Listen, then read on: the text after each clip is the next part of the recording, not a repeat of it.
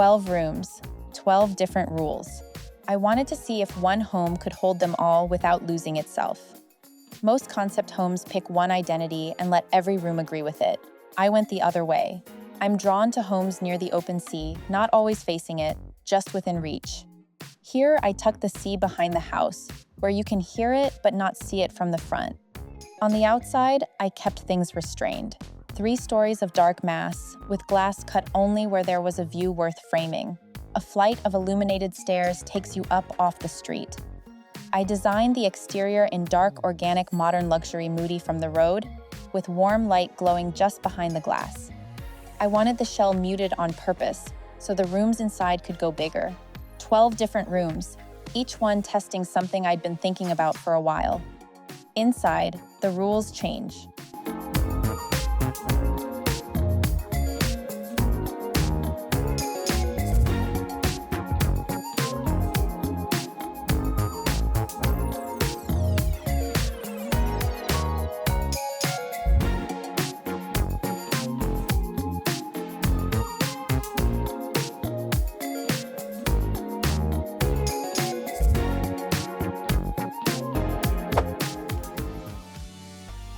In my living rooms, I try to start from one piece. Build the whole room around something that earns the attention, and let everything else step back. For this one, that something was the wall. I designed a hand-carved plaster relief into it, a figure wrapped in flowing stone fabric, holding each other. I chose plaster because it carves to a detail your hand can almost feel. From different angles, you see different parts of the relief. Light catches the folds depending on where you stand. Up close, you can see the fingerprints of whoever shaped the wall. From across the room, the figures look like a moment about to change. Around the wall, I kept the rest of the room low and quiet, a curved sectional that follows the shape of the space. Walnut cabinets that catch the late afternoon light without pulling focus. The palette is tight, walnut, bone, soft taupe. I designed this for slow afternoons, sitting with one thing for an hour or two.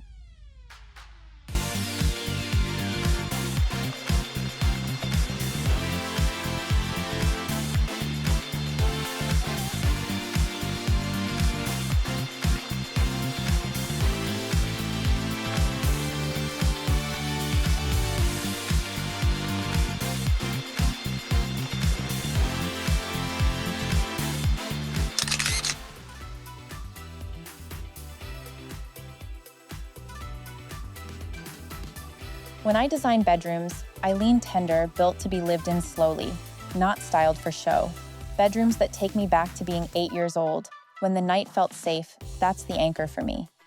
This room started with the headboard. It's shaped like soft bunny ears, with little stars sewn into the back that turn on at dusk. The first time I designed this room, I realized I was making the bed I wished I had as a kid. The version where the night felt held, where the light stayed small and warm. 8-year-old me would have stayed all afternoon. The rest follows the headboard's lead. A wide blush bed wide enough to stretch out and read across. A low armchair next to it, big enough to swallow you when you curl up with a book. A beaded chandelier overhead, dim by design. I wanted it to be the second light in the room, not the first. The vanity is tucked in the corner where the morning light hits it first. It's the room I designed for waking up slowly.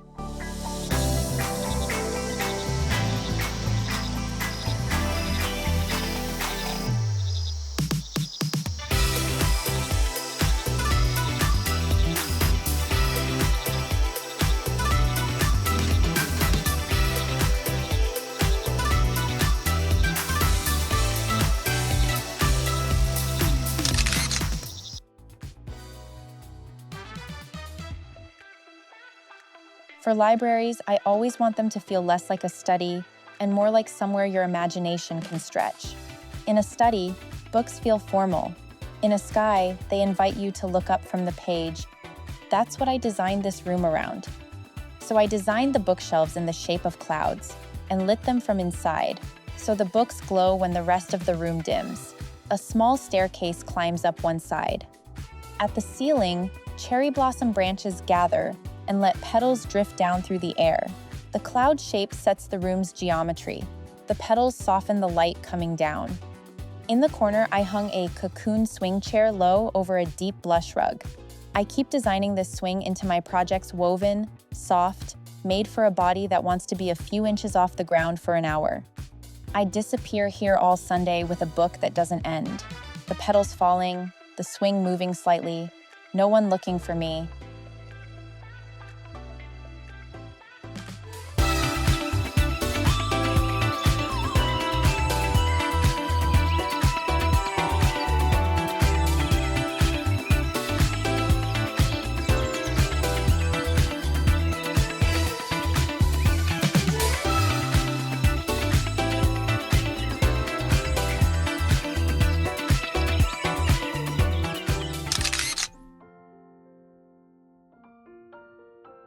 Long halls are a design problem. Without something working at the ceiling, they feel like transit, a place you walk through, not a place you slow down in. When I started this one, I knew the ceiling had to do the work. So I designed it as a long white spine of repeating arches, each one nested into the ceiling like a cathedral. The arches lift the eye and make it a place you slow down in. Above the cafe tables, I hung a chandelier of pink balls clustered like a cloud at full bloom. It softens the scale without overwhelming it. It's also where the home's soft pink palette first shows up. I bring it back in other rooms later. I love rooms with high ceilings. When you imagine a room you'd come back to, do you go high and grand or low and cozy? I tend to lean high in concept work and low in real life. The seashell chairs are a small invitation. They make you stay longer than you planned.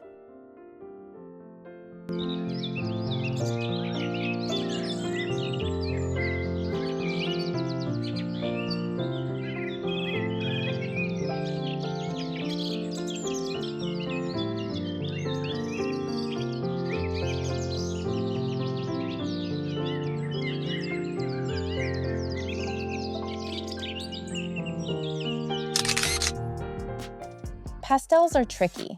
Most people pair them with soft white walls. I go the opposite way. Pastels on white drift saccharin on deep dark walls, they hold their nerve. So in this room, the dark walls came first. I designed tulips taller than you against the walls peach, blush, butter like a memory of being 4 feet tall when the world arrived oversized. Pumpkin-shaped pastel sofas sit on a polished floor, each flower reflected back twice over. Oversized florals and pastel furniture is a current move in playful concept design. You'll see it everywhere on Pinterest right now.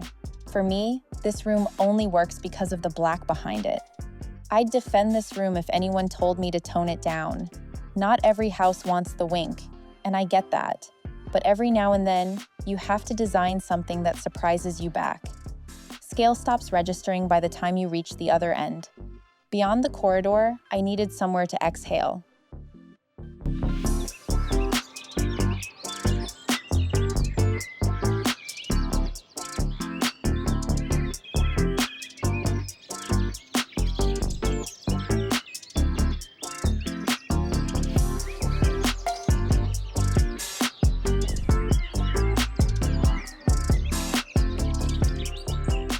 Bathrooms are the rooms I design most for myself. After a long day, I want one that pulls me out of my head, a bath you sink into, not soak in. I designed this one with 3 pulls toward water. On one wall, hand-carved stone with floral relief, the texture catches low light along the carvings. On the opposite wall, garden doors opening onto palm and grass. And right next to the tub, a small jellyfish aquarium lit blue. When you lower in, the water rises to your collarbone. The jellyfish hover at eye level just beside you, moving on their own slow time. After a few minutes, the day stops mattering. The freestanding tub is shaped for a long soak, narrow at the foot, wide at the shoulders, deep where you need it.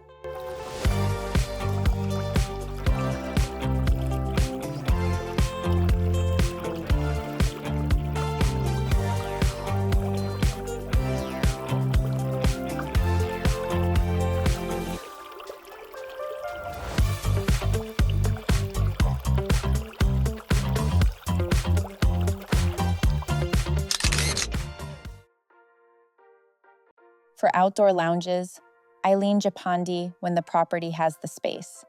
Japandi works because it's not about big gestures, it's about slowness. Low silhouettes, smoothed wood, raked stone, soft light that doesn't fight the sky. So in this corner, I let the vocabulary lead the design. I built a long timber pergola raked through with a single linear LED line light without blocking the sky overhead. Underneath, low cushions sit close to the ground. The path to the seating runs across water. I built the deck out as planks above a koi pond with lotus-shaped lanterns floating among the fish, lit from inside so they glow against the dark surface. Walking to the cushions takes a minute. Most outdoor lounges relax you once you sit down. I wanted this one to start working on you before you got there. A bonsai sits at the corner. I don't usually decorate with bonsai, they can feel like a Zen shortcut. But here, after the pergola and the koi pond and the slow walk-in, this one earns its place.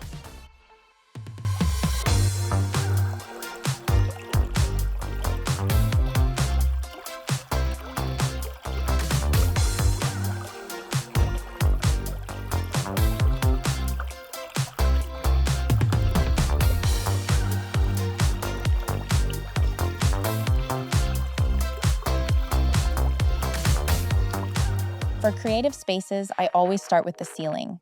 Looking up matters when you're trying to think. Your eyes need somewhere generous to land. So in this studio, I painted the ceiling first. I sculpted swirls of pink, peach, orange, and purple into it, with hanging glowing orbs scattered across small warm lights you walk under. When I look up, the colors flow forward almost like a path. The ceiling is what pulls me toward the next idea. Every other room in the home borrows color from here. When you imagine the room where you do your most creative thinking, is the ceiling quiet, or does it pull weight too? I tend to work better in rooms where something above me is also working. Below it, easels face the windows with paint stations between them. Cool daylight by day, warm orbs at night, the studio runs all hours.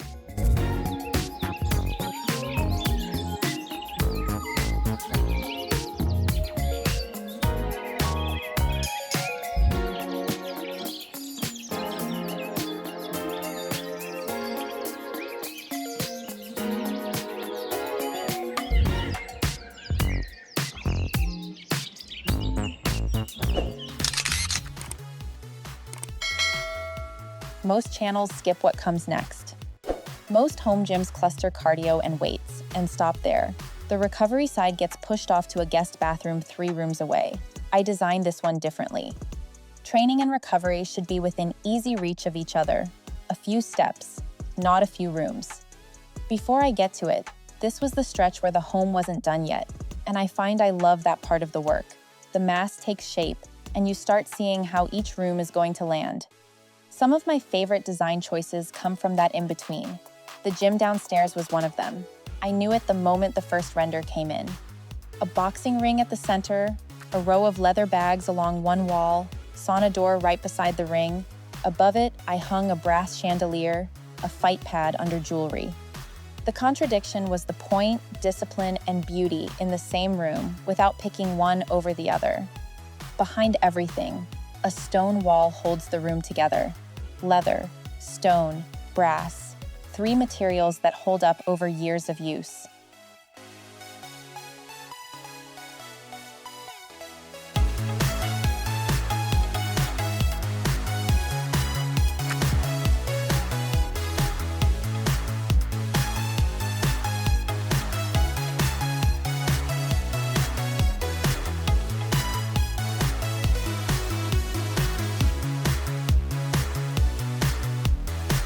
I design kitchens around one decision. Commit to one strong piece, and the rest of the room becomes simple. It's a live-edge slab of deep blue stone, untreated on the outside and polished where your hands meet it, with veins running through that look like weather seen from a plane. Around it, the cabinets, walls, and framing are all pulled into soft black. The black is a frame, not a void.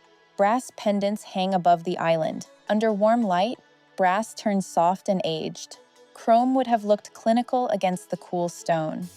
Friends gather here on long evenings, pouring wine, leaning on the island. By the 3rd hour, hands have stayed there long enough that the stone is the temperature of the room. By now, the day is running out of light.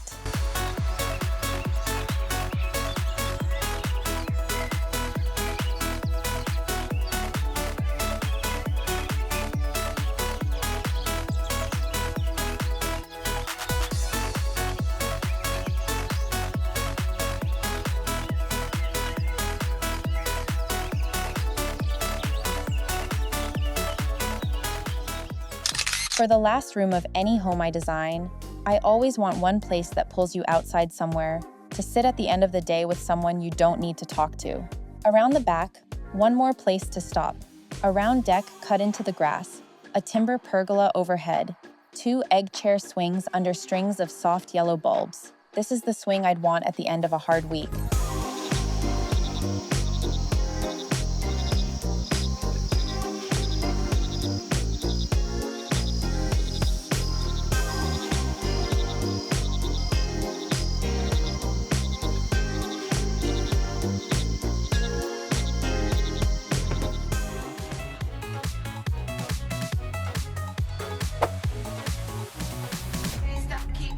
If a room here stayed with you, leave a comment and tell me which I read every one.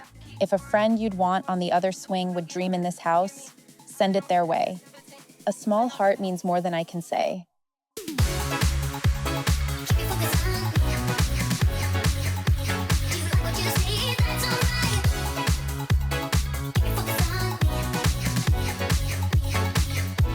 Every video on this channel is a different concept entirely, a different home, a different mood, a different rule. There's a playlist on screen if you'd like to keep walking. I'll see you there